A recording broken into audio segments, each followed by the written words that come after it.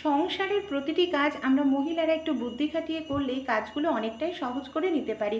এমনই কিছু অসাধারণ টিপস আপনাদের সঙ্গে শেয়ার করব।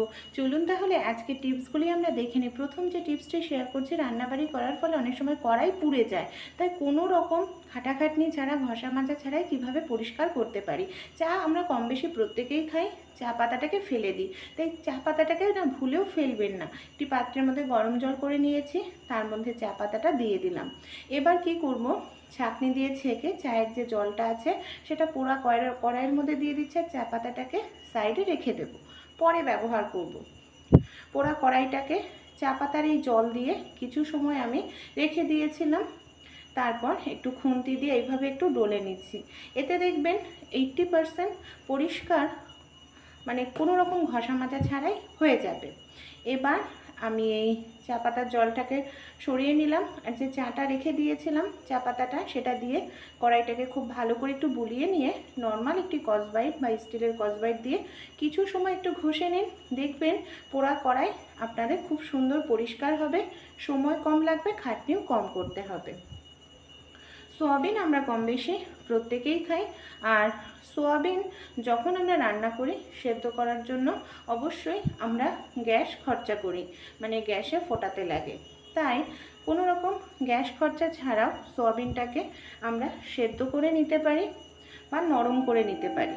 এখানে আমি সোয়াবিনের মধ্যে দিয়ে দিচ্ছি বেশ কিছুটা নর্মাল জল, কোনো রকম গরম জলের প্রয়োজন নেই, গ্যাস খরচাও হবে না।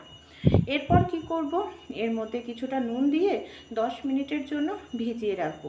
নুন জলে ভিজিয়ে রাখলে দেখবেন সোয়াবিনটা গ্যাস খরচা ছাড়াই আপনি ফুলে উঠবে, এমনকি নরম হয়ে যাবে। এটা কি একটু সময়ের প্রয়োজন, এতে আমাদের অনেকটাই কিন্তু গ্যাসের খরচা হওয়ার থেকে আমরা নিজেরাই বাঁচাতে পারি। আমাদের বাড়িতে এই ধরনের পুরনো ঝাঁঝরি হাতা কিংবা খুন্তি থাকে, যেটা হয়তো এক্সট্রা থাকে, ব্যবহার করি না, তো এটাকে না আমরা ঘরের খুবই উপকারী কাজে ব্যবহার করতে পারি। আমাদের বাড়িতে যেই ধরনের পুরনো মোজা আছে, পুরনো মোজার মধ্যে খুন্তিটাকে ঢুকিয়ে নিলাম। কী কাজে ব্যবহার করব চলুন দেখে নিই। আমাদের এমন কিছু ফার্নিচার থাকে যেখানে হাতের আঙুল পৌঁছায় না, মানে ফার্নিচারের নিচে, এর ফলে সেই সব জায়গার ঝাঁটা পৌঁছায় না, ধুলো নোংরা জমতে থাকে।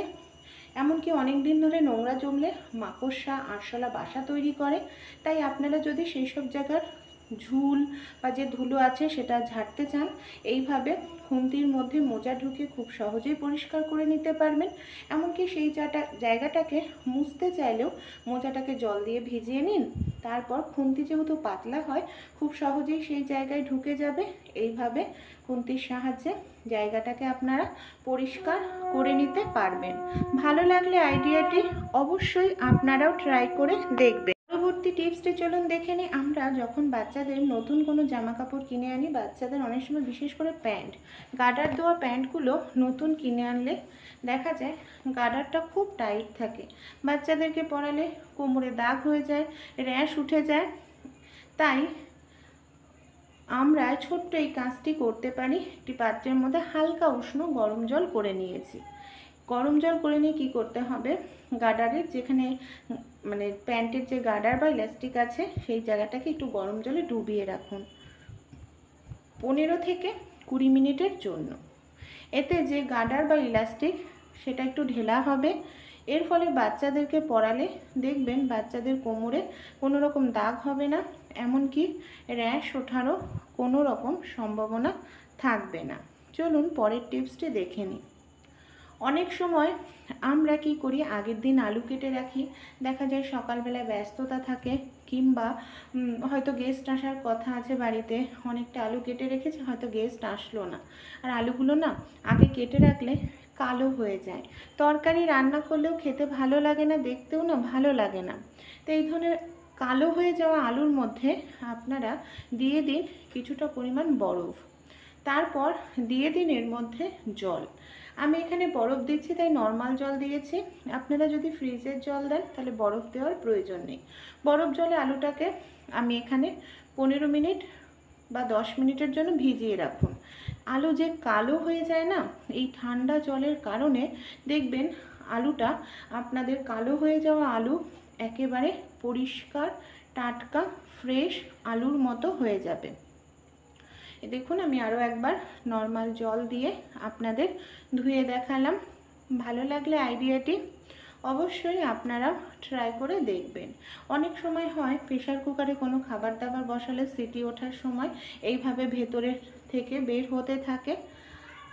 আমরা অনেক সময় বুঝতে পারি না যে জল বেশি দিয়ে ফেলি। তাই আমরা যখন ডাল বা কিছু রান্না করব, যদি জলের পরিমাণটা বুঝতে না পারি, এই কাজটি করবেন। প্রেশার কুকারের মধ্যে একটি বাটি দিয়ে দেবেন। একটি বাটি দিলে কি হবে, অতিরিক্ত যদি জলও আমরা দিয়ে ফেলি তাও কিন্তু সিটি ওঠার সময় কোনোভাবেই সেই ডালের জলটা বের হবে না, এমনকি আমাদের গ্যাসও নোংরা হবে না, আর জিনিসটাও কিন্তু নষ্ট হবে না। এই দেখুন সুন্দরভাবে সিটিও উঠছে, সেই সঙ্গে কিন্তু আমাদের এখানে ডালটা মানে ডালের জলটা বেরিয়েও যাচ্ছে না। পরবর্তী টিপসটি চলুন দেখে নিই। গরমকালে আমরা প্রত্যেকেই ডিম ফ্রিজে রাখি, আর ডিম ফ্রিজে রাখলে ডিমগুলো একেবারে ঠান্ডা হয়ে যায়। ডিমগুলোকে আমরা ফ্রিজ থেকে সঙ্গে সঙ্গে বের করেই কিন্তু সেদ্ধ বসাতে পারি না, কারণ সেদ্ধ বসালে দেখা যায় ডিমগুলো ফেটে যায় আর ঠিকমতো সেদ্ধও হয় না।